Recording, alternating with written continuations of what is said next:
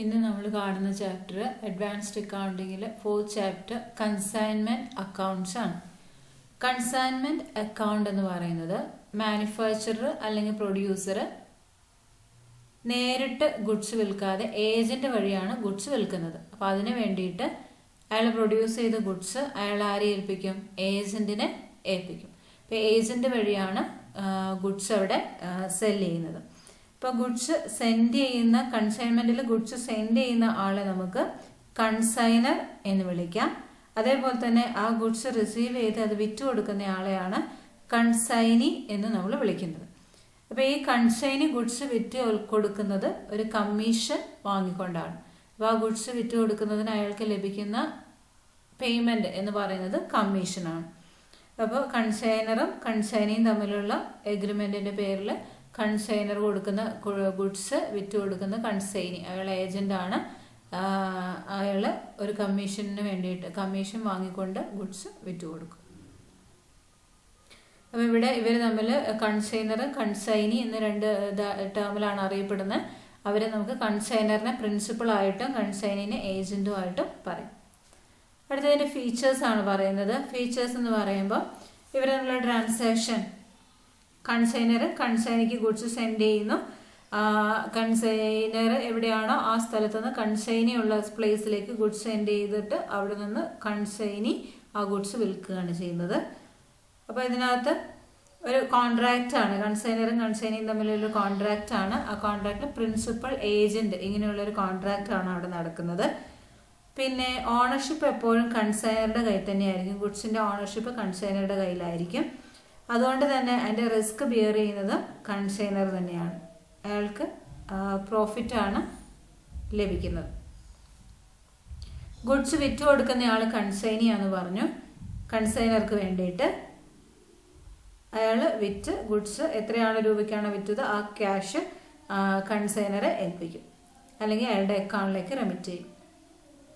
ഇനി ഇതിന്റെ എല്ലാ എക്സ്പെൻസും ബിയർ ചെയ്യേണ്ടത് കൺസൈനർ ആണ്. അത് കൺസൈനർക്ക് വന്ന എക്സ്പെൻസ് ആണെങ്കിലും കൺസൈനിക്ക് വന്ന എക്സ്പെൻസ് ആണെങ്കിലും അത് ബിയർ ചെയ്യേണ്ടത് കൺസൈൻമെന്റിൽ കൺസൈനറാണ്.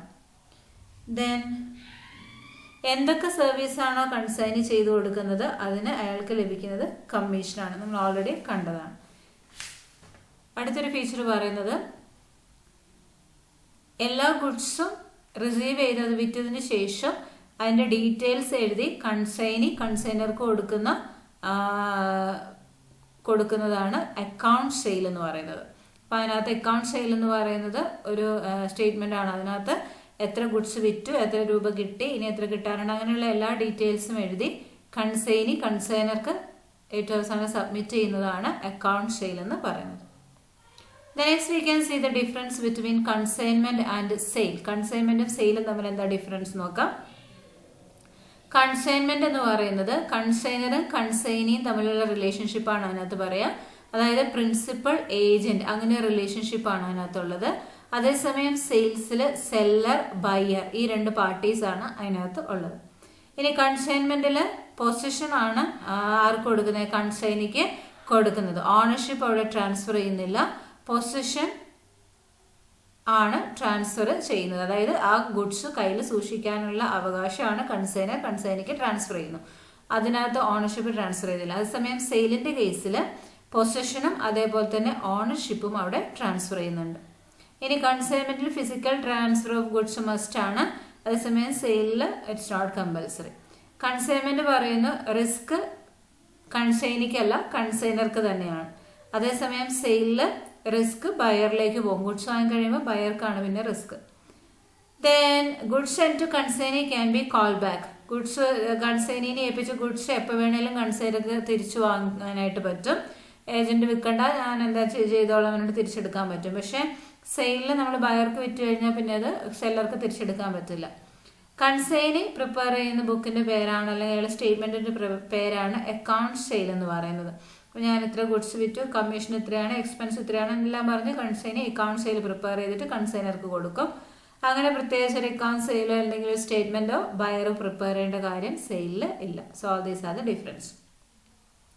Next we can see procedure of consignment transaction. എങ്ങനെയാണ് കൺസൈൻമെന്റ് ട്രാൻസാക്ഷൻ നോക്കാം. അപ്പം ഇതിനകത്ത് കൺസൈനർ ഗുഡ്സ് കൺസൈനിക്ക് സെൻഡ് ചെയ്യും. അങ്ങനെ സെൻഡ് ചെയ്യുന്ന സമയത്ത് എത്ര ഗുഡ്സ്, എത്ര ക്വാണ്ടിറ്റിയുടെ, എത്ര പ്രൈസിന്റെ ഗുഡ്സ് ആണ് സെൻഡ് ചെയ്യുന്നത്, എല്ലാ ഡീറ്റെയിൽസും എഴുതി തയ്യാറാക്കി അതിന്റെ കൂടെ കൺസൈനിക്ക് കൊടുക്കുന്ന സ്റ്റേറ്റ്മെന്റ് ആണ് പ്രൊഫോമ ഇൻവോയ്സ് എന്ന് പറയുന്നത്. അപ്പൊ പ്രൊഫോമ ഇൻവോയ്സിൽ എല്ലാ കാര്യങ്ങളും, എല്ലാ ഡീറ്റെയിൽസും എഴുതിയിട്ടുണ്ടാവും. ഇത്ര ഗുഡ്സ് ആണ്, അതിന് ഇത്ര പ്രൈസ് ആണ്, അതേപോലെ ഈ ഗുഡ്സ് സെൻഡ് ചെയ്യുന്ന ഇന്ന ചാർജസ് ആണ് എന്നൊക്കെ പറഞ്ഞ് എല്ലാ ഡീറ്റെയിൽസും അതിനകത്ത് ഉണ്ടാവും. അതാണ് പ്രൊഫോമ ഇൻവോയ്സ് എന്ന് പറയുന്നത്. അതേസമയം കൺസൈനി ഗുഡ്സ് ഒക്കെ വിറ്റതിന് ശേഷം അയാൾ അതിന്റെ ഡീറ്റെയിൽസ്, ഇത്ര വിറ്റു, ഇത്ര രൂപയുടെ ഗുഡ്സ് ആണ് വിറ്റത്, ഇങ്ങനെയൊക്കെയാണെന്നൊക്കെ പറഞ്ഞിട്ട് അതിന്റെ ഡീറ്റെയിൽസ് എഴുതി കൺസൈനർക്ക് തിരിച്ചയക്കുന്ന സ്റ്റേറ്റ്മെന്റ് ആണ് അക്കൗണ്ട് സെയിൽ എന്ന് പറയുന്നത്. അപ്പൊ ഈ രണ്ട് കാര്യങ്ങൾ മനസ്സിലാക്കിയിരിക്കുക. കൺസൈനർ ഗുഡ്സിന്റെ ഡീറ്റെയിൽസ് എഴുതി കൺസൈനിക്ക് കൊടുക്കുന്നത് പ്രൊഫോമ ഇൻവോയ്സും, നേരെ തിരിച്ച് കൺസൈനി ഗുഡ്സ് വിറ്റ ഡീറ്റെയിൽസ് ഒക്കെ പറഞ്ഞുകൊണ്ട് കൺസൈനർക്ക് കൊടുക്കുന്നത് അക്കൗണ്ട് സെയിൽ. ഇതാണ് അതിനകത്ത് ഇമ്പോർട്ടൻറ്റ് ടേംസ്. ഇത് പ്രിപ്പയർ ചെയ്യുക എന്നുള്ളതാണ് അതിൻ്റെ പ്രൊസീജിയറിൽ മെയിനായിട്ട് പറയുന്നത്. പിന്നെ അതിനകത്ത് കമ്മീഷൻ്റെ കാര്യങ്ങളൊക്കെ ഉണ്ടാവും. ദെൻ അടുത്തൊരു ഡിഫറൻസ് പറഞ്ഞു വെക്കുന്നത് ഇൻവോയ്സും അക്കൗണ്ട് സെയിലും തമ്മിലാണ്. അതിപ്പോൾ പറഞ്ഞു പ്രൊഫോമ ഇൻവോയ്സ് ഈ പറഞ്ഞ ഡിഫറൻസ് തന്നെയാണുള്ളത്. കൺസൈനിക്ക് ഗുഡ്സിൻ്റെ ഡീറ്റെയിൽസ് ഒക്കെ പറഞ്ഞ് കൊടുക്കുന്നതാണ്. അതേസമയം കൺസൈനി വിറ്റതിൻ്റെയും കിട്ടിയ ക്യാഷിൻ്റെയും കാര്യങ്ങളും കമ്മീഷൻ്റെ കാര്യങ്ങളും എക്സ്പെൻസിൻ്റെ കാര്യങ്ങളൊക്കെ പറഞ്ഞ് കൊടുക്കുന്നതാണ് അക്കൗണ്ട് സെയിൽ എന്ന് പറയുന്നത്. The next is difference between account sales and sales account. Account sale ഇപ്പോൾ ഞാൻ പറഞ്ഞു കൺസൈനി ഗുഡ്സ് വിറ്റതിൻ്റെ ഡീറ്റെയിൽസും കാര്യങ്ങളും പറഞ്ഞ് കൺസൈനർക്ക് കൊടുക്കുന്നതാണ് അക്കൗണ്ട് സെയിൽ. സെയിൽസ് അക്കൗണ്ട് എന്ന് പറയുന്നത് എന്താ? കമ്പനിയുടെ ഗുഡ്സ് ക്രെഡിറ്റിന് വിറ്റ് കഴിയുമ്പോൾ അത് എഴുതുന്ന സെയിൽസ് അക്കൗണ്ട് ആണ്. സാധാരണ നമ്മൾ സെയിൽസ് അക്കൗണ്ട് എന്ന് പറഞ്ഞ് പ്രിപ്പയർ ചെയ്യുന്നതാണ് സെയിൽസ് അക്കൗണ്ട് എന്ന് പറയുന്നത്.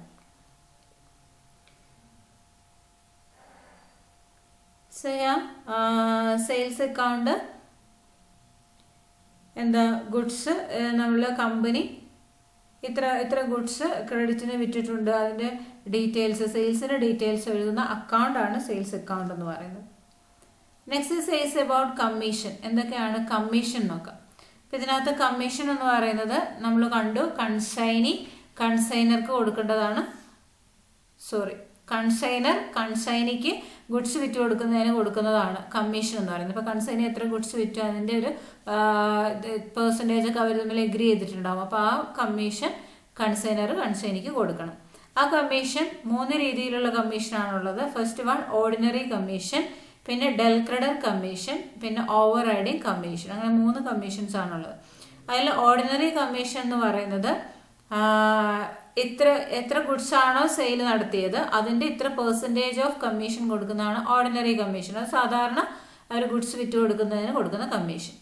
ഡെൽ ക്രെഡർ കമ്മീഷൻ എന്ന് പറയുന്നത് കൺസൈനി ഇപ്പം നമ്മൾ ഗുഡ്സ് വിറ്റ് കഴിയുമ്പോൾ ചിലപ്പോൾ കൺസ്യൂമർ കാശ് തരില്ല. അപ്പം നമുക്കറിയാം അതിന് പറയുന്ന പേര് ബാഡ് ഡെപ്റ്റ് എന്നാണ്. അപ്പോൾ അങ്ങനെ ബാഡ് ഡെപ്റ്റ് വരുവാണെങ്കിൽ അതിന്റെ റിസ്ക് കൺസൈനി ബിയർ ചെയ്യുകയാണെങ്കിൽ, കൺസൈനിയാണ് ഏജന്റ്, അയാളാണ് ഗുഡ്സ് വിൽക്കുന്നത്, അയാളാണ് ബിയർ ചെയ്യുന്നതെങ്കിൽ അയാൾക്ക് കൊടുക്കുന്ന കമ്മീഷനാണ്, ആ റിസ്ക് ബിയർ ചെയ്യുന്നതിന് അയാൾക്ക് കൊടുക്കുന്ന കമ്മീഷനാണ് ഡെൽ ക്രെഡർ കമ്മീഷൻ എന്ന് പറയുന്നത്. ബാഡ് ഡെപ്റ്റിന്റെ റിസ്ക് ബിയർ ചെയ്യുകയാണെങ്കിൽ മാത്രമാണ് അയാൾക്ക് അത് കിട്ടുക. അപ്പോൾ ക്വസ്റ്റ്യനിൽ ഡെൽ ക്രെഡർ കമ്മീഷൻ കൺസൈനിക്ക് കൊടുക്കുന്നു എന്ന് പറഞ്ഞാൽ നമ്മൾ മനസ്സിലാക്കേണ്ടത് consignee is bearing the risk for bad ഡെപ്റ്റ് എന്നുള്ളത് നമ്മൾ മനസ്സിലാക്കണം. നെക്സ്റ്റ് ഓവർ റൈഡിങ് കമ്മീഷൻ ആണ്.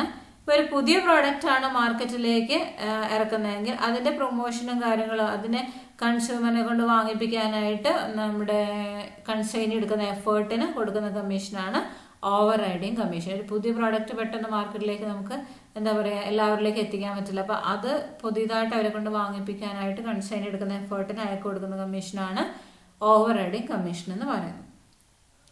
Next accounting procedure in consignment transaction ആണ് പറയുന്നത്. ഇപ്പം നമ്മൾ ഇതിനകത്ത് കൺസൈൻമെന്റ് അക്കൗണ്ടിൽ മെയിനായിട്ട് 2 അക്കൗണ്ട്സ് ആണ് പ്രിപ്പയർ ചെയ്യുക. ഒന്ന് കൺസൈൻമെന്റ് അക്കൗണ്ടും വേറൊന്ന് കൺസൈനീസ് അക്കൗണ്ടുമാണ്.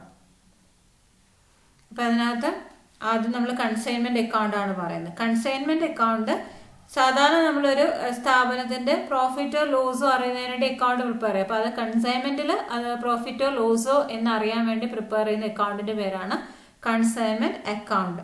അപ്പോൾ ഓരോ കൺസൈൻമെന്റിനും ഒരു പ്രിൻസിപ്പൽ അല്ലെങ്കിൽ ഒരു കൺസൈനർ ഏജന്റ് കൺസൈനിക്ക് ഗുഡ്സ് സെൻഡ് ചെയ്തുകൊണ്ട് അയാൾ ഗുഡ്സ് വിറ്റ് സെയിൽ നടത്തി തിരിച്ചു തരുന്ന എമൗണ്ട് പ്രോഫിറ്റബിൾ ആണോ അല്ലയോ എന്ന് ഐഡന്റിഫൈ ചെയ്യാൻ വേണ്ടി പ്രിപ്പയർ ചെയ്യുന്ന അക്കൗണ്ടാണ് കൺസൈൻമെന്റ് അക്കൗണ്ട് എന്ന് പറയുന്നത്. അതിന്റെ ഹെഡിങ് എഴുതുമ്പോൾ കൺസൈൻമെന്റ് ടു ആർക്കാണോ അത് അക്കൗണ്ട് എന്നാണ് പറഞ്ഞിട്ട് എഴുതുക.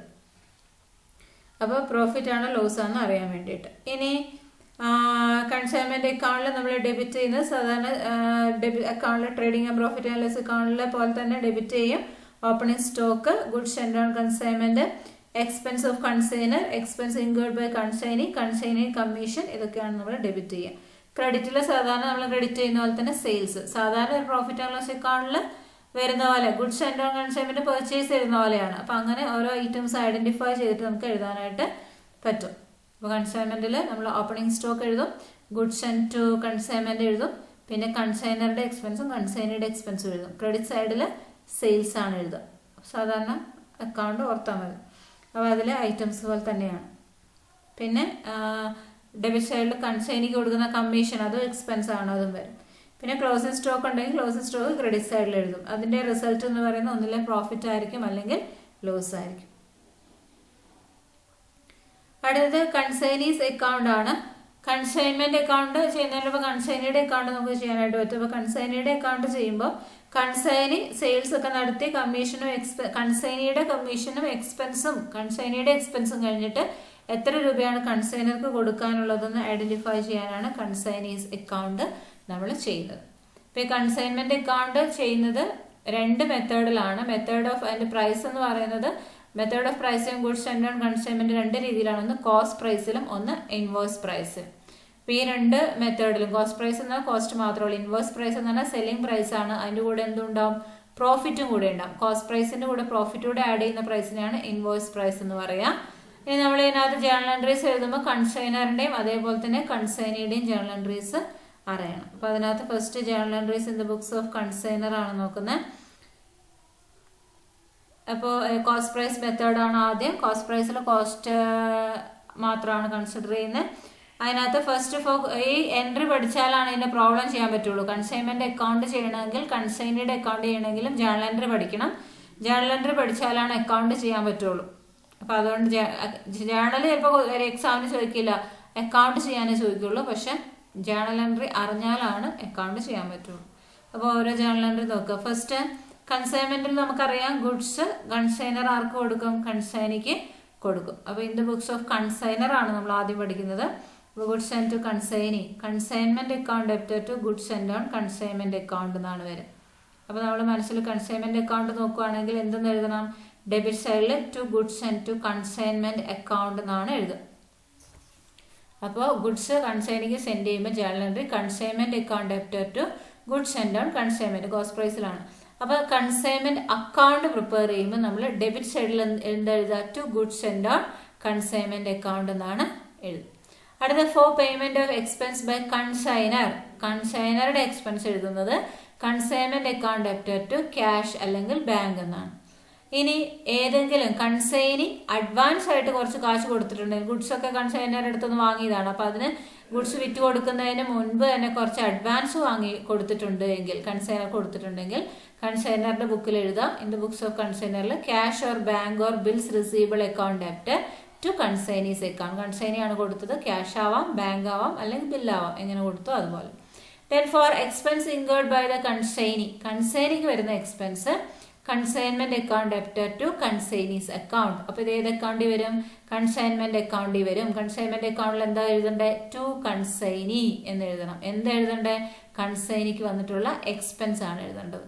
അടുത്തത് for sale being made by consignee, consignee നടത്തിയ സെയിൽസ് ആണ്.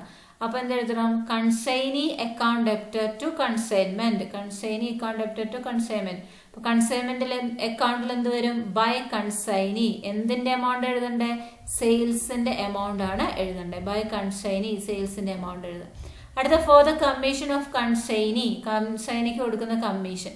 Consignment account debited to consignee's account എന്നാണ് എഴുതുക.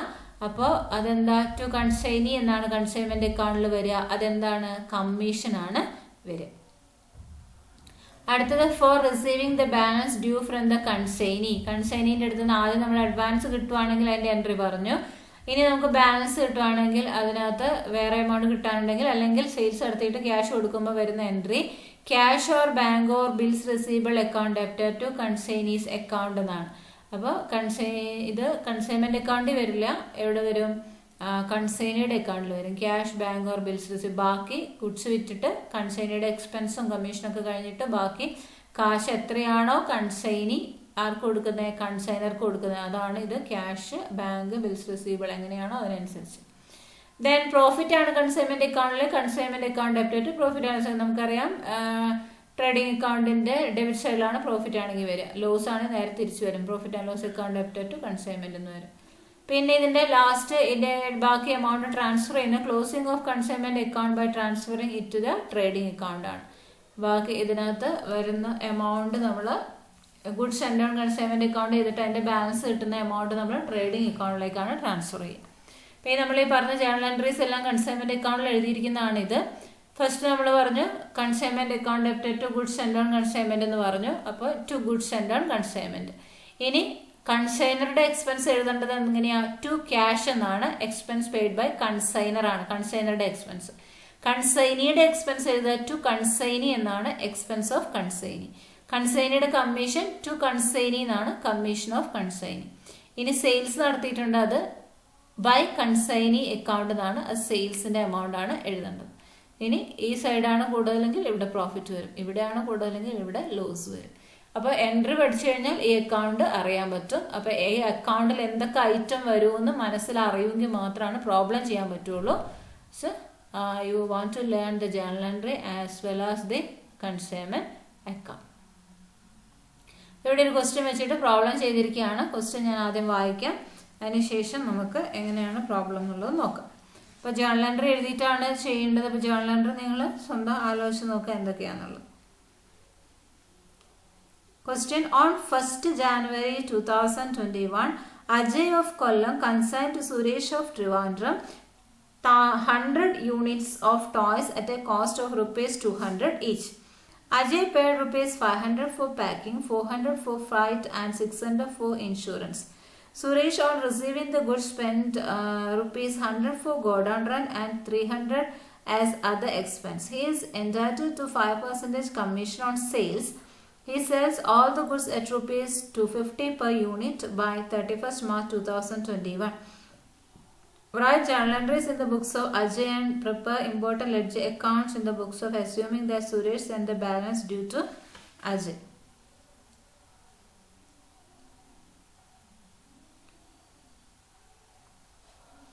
അപ്പോൾ ഇതാണ് നമ്മുടെ ക്വസ്റ്റ്യൻ. ഇതിനകത്ത് ഓരോ കാര്യങ്ങളും പറഞ്ഞിട്ടുണ്ടോ നമുക്ക് നോക്കാം.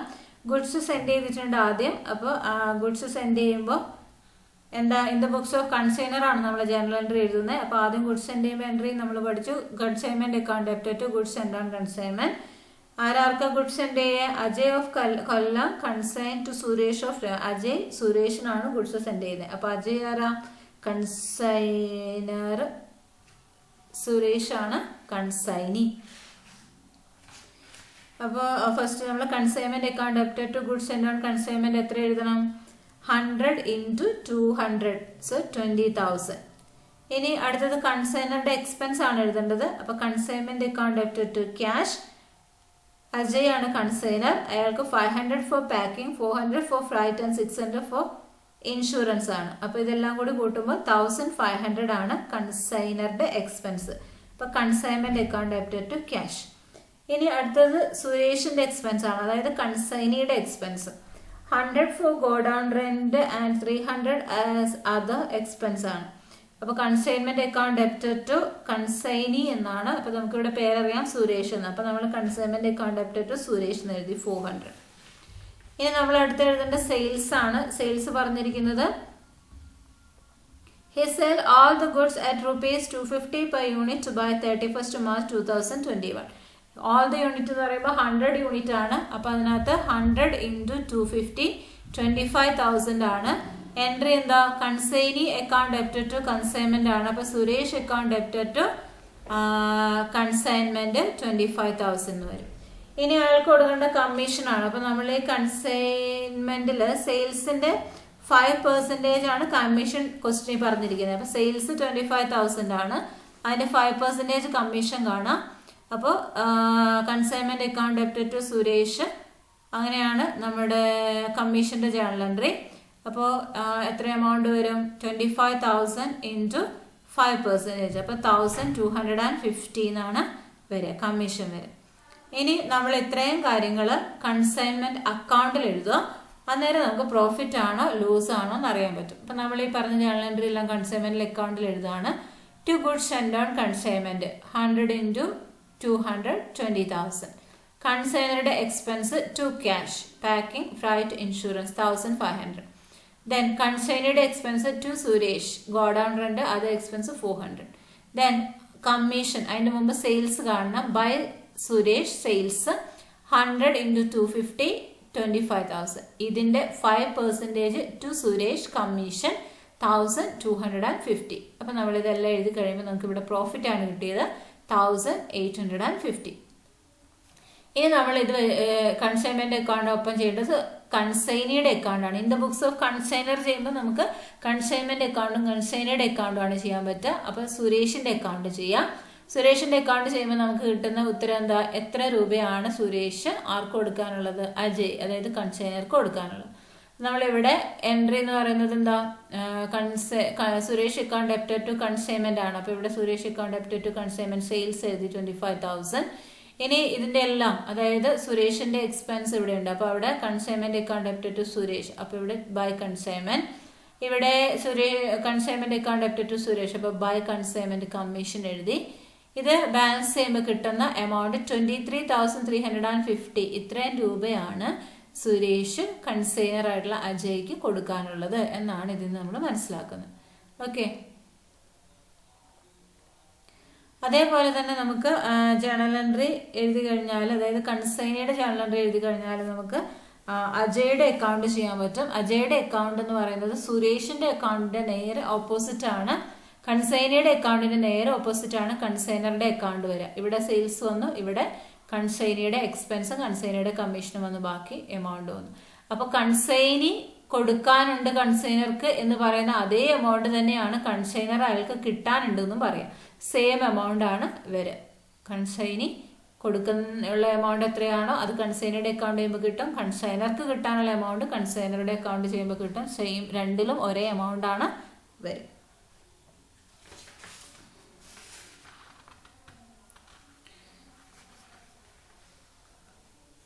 ഇത്രയാണ് നമ്മുടെ കോസ്റ്റ് പ്രൈസ് മെത്തേഡിൽ പറയുന്നത്.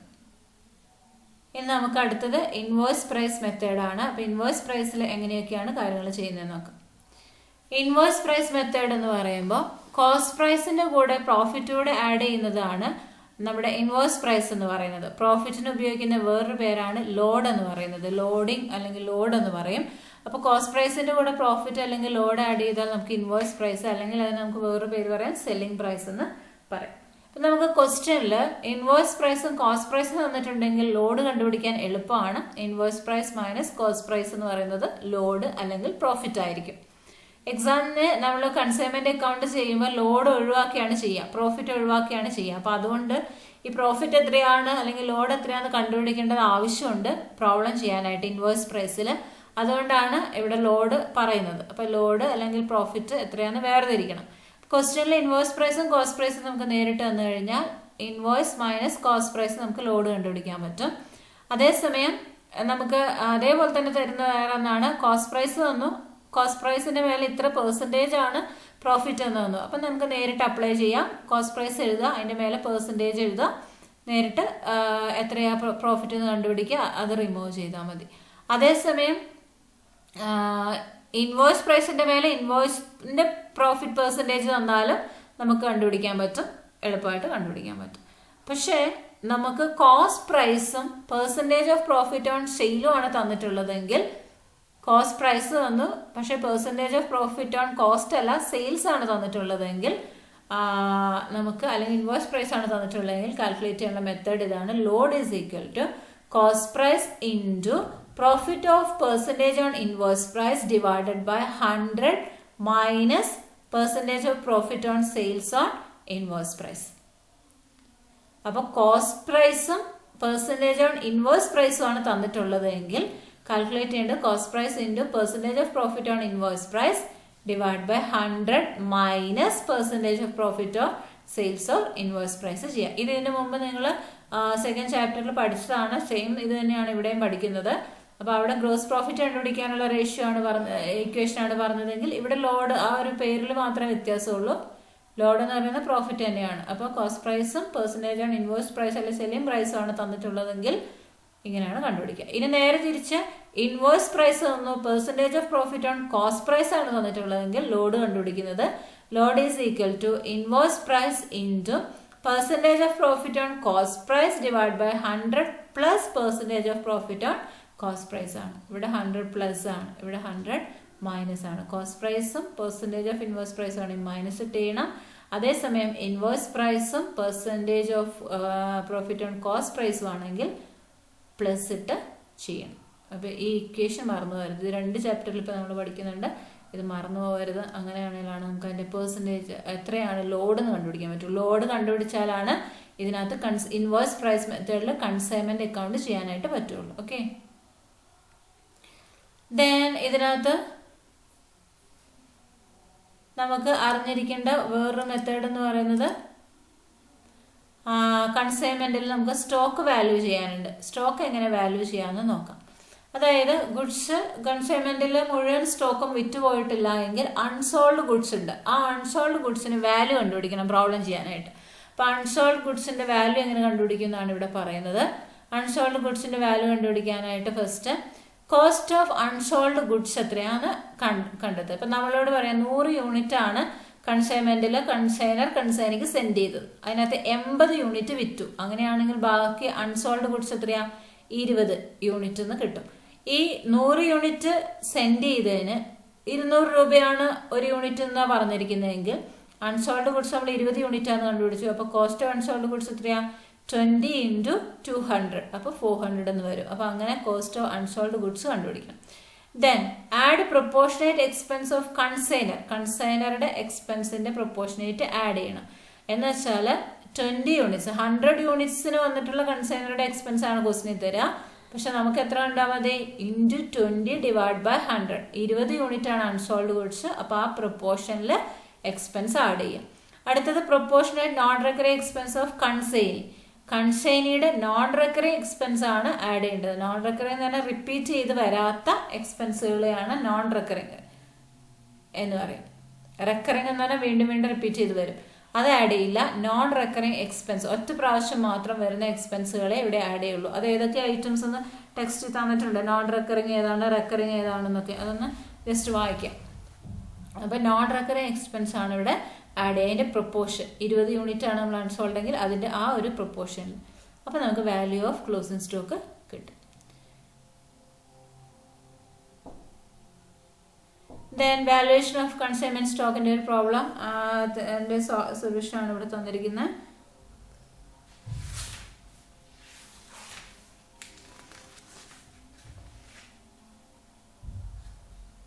Question ഇതാണ്. Muthu of Chennai sent 100 cycle at a cost of ₹1,200 each to Jayaraj of Alappuzha on consignment basis. Muthu paid loading charges ₹2,000, freight ₹1,500 and insurance ₹500. Jayaraj has spent ₹200 as cartage, ₹300 as loading and unloading charges, ₹1,000 as godown rent and selling expense ₹350. At the end of accounting period, 25 cycles remain unsold. The selling price is ₹1,600 per cycle. Calculate the value of stock. 100 cycle ആണ് send ചെയ്തത്. Cost 1,200 each ആണ്. അതിനകത്ത് മുത്തു of Chennai ആണ് send ചെയ്തത് ജയരാജിന്. അപ്പോൾ മുത്തു ആണ് consignor, Jayaraj consignee. Consignor ആയിട്ടുള്ള മുത്തുവിന് എന്തൊക്കെ എക്സ്പെൻസ് വന്നു? Loading charges 2,000, freight 1,500, insurance 500. ഇത്രയാണ് കൺസൈനർക്ക് വന്ന എക്സ്പെൻസ്. ഇനി കൺസൈനയുടെ എക്സ്പെൻസ് എന്ന് പറയുന്നത് 200 as cartage, 300 as loading and unloading charges, 1,000 as godown rent and selling expense 350 ആണ്. പക്ഷെ ഇതെല്ലാം വരില്ല, നോൺ റെക്കറിംഗ് ആയിട്ടുള്ളതേ വരുള്ളൂ. അപ്പോൾ ഇതിനകത്ത് നോൺ റെക്കറിംഗ് എക്സ്പെൻസ് എന്താണെന്നും റെക്കറിംഗ് എക്സ്പെൻസ് എന്താണെന്നും ആ വാല്യുവേഷൻ ഓഫ് കൺസൈൻമെന്റ് സ്റ്റോക്കിൽ പറയുന്നുണ്ട്. അപ്പം ഞാൻ ജസ്റ്റ് ഒന്ന് വായിക്കാം.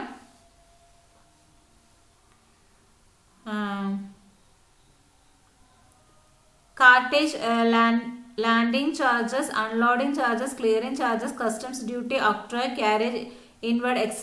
can be taken as non-recurring in nature.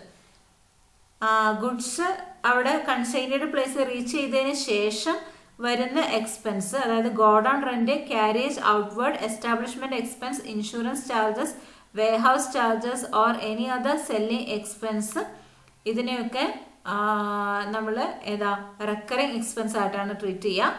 അപ്പോൾ ഇതൊന്നും ഏതിലെടുക്കില്ല, സ്റ്റോക്ക് വാല്യൂഷനിൽ എടുക്കില്ല. ആദ്യം പറഞ്ഞ എക്സ്പെൻസുകളാണ് നോൺ റെക്കറിങ്, അതിൻ്റെ പ്രൊപ്പോർഷനെ ആഡ് ചെയ്യുള്ളൂ. Godown rent, carriage outward, establishment expense, insurance charges, warehouse charges ഇതൊന്നും എടുക്കില്ല. അപ്പോൾ ഈ പറഞ്ഞതിൽ ഏതൊക്കെ വന്നിട്ടുണ്ട്? ലോഡിങ് ആൻഡ് അൺലോഡിങ് ചാർജസ് ഉണ്ട്, അതേപോലെ തന്നെ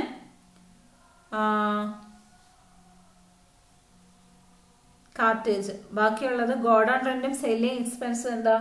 ഗോഡൌൺ റെന്റും സെല്ലിംഗ് എക്സ്പെൻസും റെക്കറിങ് ആണ്, അപ്പോൾ അതുകൊണ്ട് അതെടുക്കില്ല. അതേസമയം കാർട്ടേജും ലോഡിങ് ആൻഡ് അൺലോഡിങ് ചാർജസും ആണ് നോൺ റെക്കറിങ്, അതാണ് ഇതിനകത്ത് എടുക്കുള്ളൂ. അപ്പോൾ നമ്മൾ വാല്യുവേഷനിലേക്ക് പോവാണ്. വാല്യുവേഷൻ ഫസ്റ്റ് നമുക്ക് അൺസോൾഡ് ഗുഡ്സ് എത്രയാണെന്ന് അറിയാം. ക്വസ്റ്റിനിൽ പറഞ്ഞിട്ടുണ്ട് 25 യൂണിറ്റ് എന്ന് പറഞ്ഞു. ഇപ്പോൾ 25 യൂണിറ്റ്, അതിൻ്റെ കോസ്റ്റ് ക്വസ്റ്റ്യൻ തുടങ്ങുമ്പോൾ തന്നിട്ടുണ്ട് 1200. 25 × 1200 30,000 എന്ന് എഴുതി. ഇനി add proportionate expenses of consignor. കൺസൈനറിന്റെ എല്ലാ എക്സ്പെൻസും നോൺ റെക്കറിങ് ആണ്, അതെടുക്കും. അപ്പോൾ 2000ഉം 1500ഉം 500ഉം ആണ് നമ്മൾ പറഞ്ഞത്. ഫ്രൈറ്റ്, ഇൻഷുറൻസ്, അതേപോലെ തന്നെ ലോഡിങ് ചാർജസ്, ഇത്രയും കാര്യങ്ങളാണ്. അതിന്റെ പ്രൊപ്പോർഷനാണ് എടുക്കാൻ പറഞ്ഞത്. 25 ഡിവൈഡഡ് ബൈ 100 എടുക്കാൻ കാരണം എന്താ? മൊത്തം സൈക്കിളിന്റെ നമ്പർ ആണ് 100. അപ്പോൾ 25 ഡിവൈഡ് ബൈ 100 എടുത്തു, അപ്പോൾ 1000 എന്ന് വന്നു. ഇനി അടുത്തത് proportionate non recurring expenses of consigning. ഇപ്പൊ നമ്മൾ അതിനകത്ത് പറഞ്ഞു ഏതൊക്കെ എടുക്കുക? കാർട്ടേജും ലോഡിങ് അൺലോഡിങ്ങും എടുക്കാന്ന്. കാർട്ടേജ് ലോഡിങ് അൺലോഡിങ് എടുത്തു. ഇനി ഇൻറ്റു പ്രൊപ്പോർഷൻ എടുക്കുക. 25 ഡിവൈഡ് ബൈ ടോട്ടൽ സൈക്കിൾ 100 ആണ്, ഡിവൈഡ് ബൈ 100 125. അപ്പോൾ ക്ലോസിംഗ് സ്റ്റോക്ക് 25 യൂണിറ്റ്സിന്റെ വാല്യൂ എന്ന് പറയുന്നത് 31,125 എന്ന് കിട്ടും. അപ്പോൾ ഇത്രയും കാര്യങ്ങൾ ഇതിനകത്ത് വാല്യുവേഷൻ ഓഫ് കൺസൈൻമെന്റ് സ്റ്റോക്കിൽ ഓർത്തിരിക്കും.